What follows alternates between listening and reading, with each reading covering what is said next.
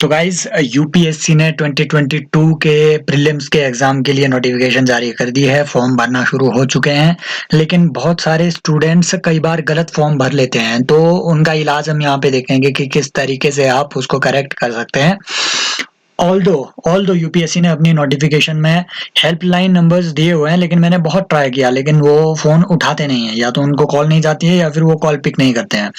तो इसलिए यहाँ पे जानना जरूरी है कि अगर आपने गलती से कुछ भी इंफॉर्मेशन अपने एप्लीकेशन फॉर्म में गलत फिल कर दी है, तो उसको आप करेक्ट कैसे कर सकते हैं। देखो, पहली बात कि अगर आपको कहीं पे भी फील हो रहा है ना कि मैंने एक भी इंफॉर्मेशन गलत फिल कर दी, तो भाई उसको टाइम से करेक्ट कर देना। क्योंकि यूपीएससी एकदम, जब आपका इवन अगर सिलेक्शन हो भी जाए, रिकमेंडेशन हो भी जाए, तो भी अगर आपके सर्टिफिकेट में थोड़ी सी भी मिसमैच हुई तो वो आपको रिजेक्ट कर सकते हैं। ये ऐसा हुआ है, कई लोगों के साथ ऐसा हुआ है। तो इसलिए जरूरी है कि आपकी जो पूरी इंफॉर्मेशन है वो सही हो, इस बात को आप इंश्योर करो। लेकिन अब देखो, कई लोगों का ऐसा होता है कि उन्होंने एप्लीकेशन फॉर्म भर दिया, लेकिन उनको बाद में रियलाइज होता है कि उन्होंने कुछ ऐसी इंफॉर्मेशन आपके एप्लीकेशन फॉर्म में इनकरेक्ट फिल कर दी है, राइट। तो इस केस में आपको क्या करना है, कोई भी एडिटिंग फैसिलिटी यूपीएससी प्रोवाइड नहीं करती है। आप अपनी एप्लीकेशन को एडिट नहीं कर सकते हैं, आपको फिर से एप्लीकेशन फॉर्म भरना होगा।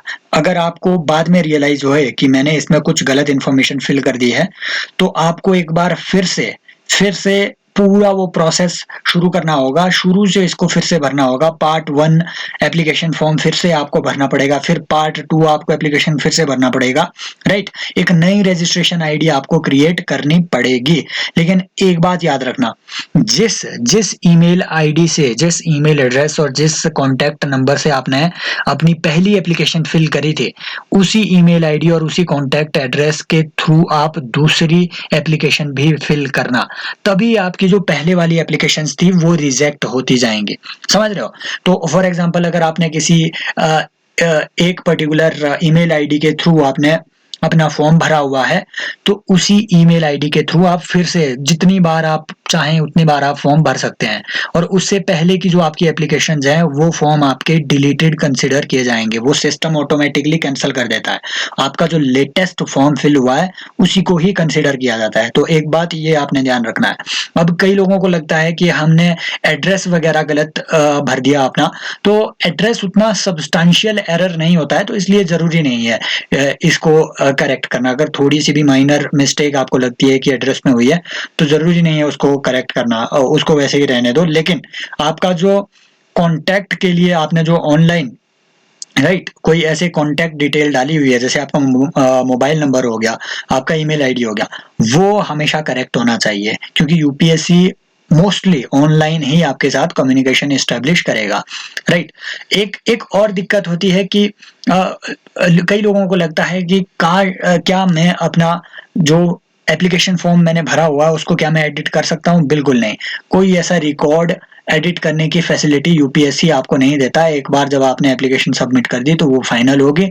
आप दोबारा एप्लीकेशन जरूर भर सकते हैं नए सिरे से, लेकिन लेकिन एडिटिंग की फैसिलिटी यूपीएससी आपको नहीं देता। अब देखो, कईयों को ऐसा होता है कि उनका सब कुछ बढ़िया हो गया, उन्होंने अपना एप्लीकेशन फॉर्म अच्छे से भर दिया, लेकिन उनको कुछ टाइम बाद एक एसएमएस आता है कि आपका एप्लीकेशन रिजेक्ट हो गया है। कुछ इस तरीके से उनको अगर मैसेज आने लगे, तो एक बात हमेशा ध्यान रखना कि ये जो एसएमएस का जो अलर्ट होता है, ये कई बारी काफी, मतलब काफी देर से ये आता है। यूपीएससी चाहता है कि अभी आपको एसएमएस का अलर्ट दे, लेकिन मीनवाइल आपने अपना फॉर्म सक्सेसफुली भर दिया और एसएमएस का वो रिजल्ट आपके काफी बाद आया। समझ रहे हो बात को? तो उस केस में आप एक बार कंफर्म जरूर कर लेना, अपना जो आपने प्रिंट आउट लिया हुआ है रजिस्ट्रेशन का, उस प्रिंट आउट में एक बार जरूर देख लेना कि क्या उस प्रिंट आउट में आपका जो एग्जामिनेशन सेंटर है, राइट, क्या वो एग्जामिनेशन सेंटर उसमें अच्छे से इंडिकेट किया हुआ है। आपने जो एग्जाम सेंटर अपना भरा हुआ है, क्या उसमें अपीयर हुआ है? अगर अपीयर हुआ है तो कोई चिंता की बात नहीं है, लेकिन फिर भी अपने पास वो पीडीएफ जरूर रखना, राइट, क्योंकि ये फ्यूचर रेफरेंसेस में आपके काम आएगी। अदरवाइज एक बार आप जॉइंट सेक्रेटरी एग्जामिनेशन को ईमेल जरूर कर देना, ठीक है। यूपीएससी की वेबसाइट में उनकी ईमेल आईडी मिल जाएगी आपको, वहां एक बार कंफर्मेशन के लिए ईमेल जरूर कर देना कि ये मैंने एप्लीकेशन भर के रखी हुई है, इसमें सब कुछ ठीक है प्रिंट आउट में, लेकिन मुझे ये वाला मैसेज आया हुआ है, इसका कुछ करिए। तो वो वहां पे बिल्कुल सब करेक्ट कर देंगे, और उसी ईमेल आईडी से भेजना जिससे आपने रजिस्ट्रेशन करी हुई है। एक और दिक्कत आती है कि कई लोगों को एसएमएस या ईमेल पहुंचती नहीं है जो कंफर्मेशन की आती है कि यूपीएससी भेजता है your application has been submitted successfully. तो वो सक्सेसफुल वाला जो अगर आपको ईमेल या एसएमएस नहीं आया हुआ है तो एक बार इंश्योर कर लें आप ही के कुछ मैसेज बॉक्स में दिक्कत होगी, या फिर ओवरलोडिंग है आपके मैसेज में, या जैमिंग हुई है कहीं पे, राइट। एक और चीज, एसएमएस स्क्रबिंग की एक चीज लास्ट ईयर ये शुरू हुई थी कि जितने भी आपके एसएमएसेस होंगे वो पहले स्क्रब किए जाएंगे, मतलब कंपनीज देखेगी कहीं ये फेक तो नहीं है। तो हो सकता है उस स्क्रबिंग के चक्कर में यूपीएससी ने आपको जो एसएमएस भेजा हो वो एसएमएस भी आप तक डिलीवर ना हुआ हो, तो ये भी कई दिक्कत रहती है। लेकिन ईमेल जरूर पहुंचेगी आपको सर, तो अपनी ईमेल आईडी एक बार चेक कर लें, कंफर्मेशन मैसेज वहां अगर आया हुआ है तो सब बढ़िया है। अदरवाइज अगर आपको कहीं पे भी लग रहा है कि इसमें एप्लीकेशन में कुछ दिक्कत है तो कोई दिक्कत नहीं है, आपने एक बार फिर से भर लेना है एप्लीकेशन फॉर्म को, राइट। तो 100 रुपया और ज्यादा आप खर्च कर लेना, और वो रिफंडेबल नहीं है, समझ रहे हो बात को। एक और कईयों की क्वेरी होती है कि अगर मैंने अभी एग्जाम भर लिया, अभी एग्जाम सेंटर भर दिया, लेकिन मुझे बाद में फील हो कि नहीं ये एग्जाम सेंटर मैंने गलत भरा, मैं किसी दूसरे सिटी में काफी कंफर्टेबल हूँ एग्जाम देने के लिए, तो क्या आप एग्जामिनेशन सेंटर चेंज कर सकते हैं? बिल्कुल सर, चेंज कर सकते हैं, लेकिन यूपीएससी यूजुअली इसको डिस्करेज करती है, समझ रहे हो बात को। तो जो अगर आपने चेंज करना है बाद में अपना एग्जाम सेंटर, तो ज्वाइंट सेक्रेटरी एग्जामिनेशन की एक राइट उनको एड्रेस करके आप एक लेटर लिख सकते हो, या फिर ईमेल आप उनको भेज सकते हो, तो वहां से वो आपको चेंज करके एग्जामिनेशन सेंटर देंगे। और ये आपको अपने एडमिट कार्ड के इशू होने से पहले करना होगा। एडमिट कार्ड जब एक बार इशू हो गया तो उसके बाद आप अपना एग्जामिनेशन सेंटर चेंज नहीं कर सकते, क्योंकि तब तक इनका सिस्टम पूरा सेट हो चुका होता है, राइट। बाकी कईयों की दिक्कत होती है कि हमारे जो है फीस 2-3 बार डिडक्ट हो चुकी है, राइट, और 2-3 बार एप्लीकेशन फॉर्म भरने के बाद हमारा एप्लीकेशन सक्सेसफुली सबमिट हुआ है। तो देखो, अगर आपके पैसे डिडक्ट हुए हैं लेकिन एप्लीकेशन सक्सेसफुली सबमिट नहीं हुआ है, मतलब आपके ट्रांजैक्शन में एरर आई हुई है। और यूपीएससी कोई भी रिफंड नहीं करता है, क्योंकि ट्रांजैक्शन में जो एरर आती है ये बैंकिंग पार्टीज के साइड में आती है, तो यूपीएससी के एंड में ये नहीं होता है, राइट।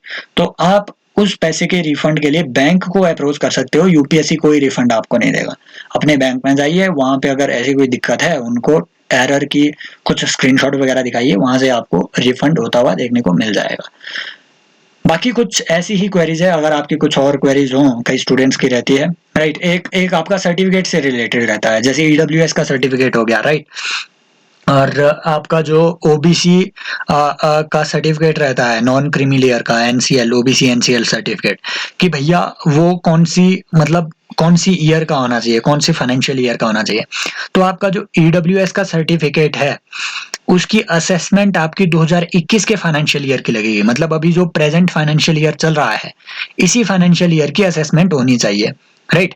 आप 2020 का की असेसमेंट वाला ओबीसी सर्टिफिकेट नहीं लगा सकते हैं। ओबीसी सर्टिफिकेट का सॉरी, जो आपका ईडब्ल्यूएस सर्टिफिकेट होता है उसकी लिमिट 1 साल ही होती है, उसकी वैलिडिटी 1 साल होती है, 1 साल से ज्यादा वो वैलिड नहीं होता है। तो आपको 2021 का नया ईडब्ल्यूएस सर्टिफिकेट लाना है, वो असेसमेंट खुद 2021 की ही आएगी उसमें, राइट। 2022 की कोई शो नहीं करेगा, क्योंकि अभी फरवरी चला हुआ है, अभी मार्च तक हमारा 2021 का फाइनेंशियल ईयर चलेगा। तो 2021 की असेसमेंट वाला सर्टिफिकेट ही आपने लगाना है। ये बात दोनों एंड्स पे लागू होगी, आपकी ईडब्ल्यूएस के एनसीएल का सर्टिफिकेट भी, वो भी लेटेस्ट असेसमेंट वाला होना चाहिए, और साथ में आपका ये जो ईडब्ल्यूएस का असेसमेंट सर्टिफिकेट है उसकी असेसमेंट ईयर भी 2021 ही होनी चाहिए, लेटेस्ट होना चाहिए। ऐसी कुछ क्वेरीज, अगर आपकी बाकी कुछ क्वेरीज हैं तो आप बता सकते हैं कमेंट सेक्शन में, रिस्पॉन्ड करने की कोशिश की जाएगी, राइट। आई होप आपकी क्वेरीज को मैं एड्रेस कर पाया हूँगा। और बिल्कुल इसमें आपने डरने की कोई बात नहीं, अगर आपका एप्लीकेशन सबमिट नहीं हुआ है एक बार फिर से आप एप्लीकेशन भरिए, और उसी ईमेल आईडी से आप एप्लीकेशन को भरिए। थैंक यू सो मच, मिलते रहेंगे। सब्सक्राइब जरूर करना है यार, चैनल को सब्सक्राइब करने से ना रुके। Bye bye.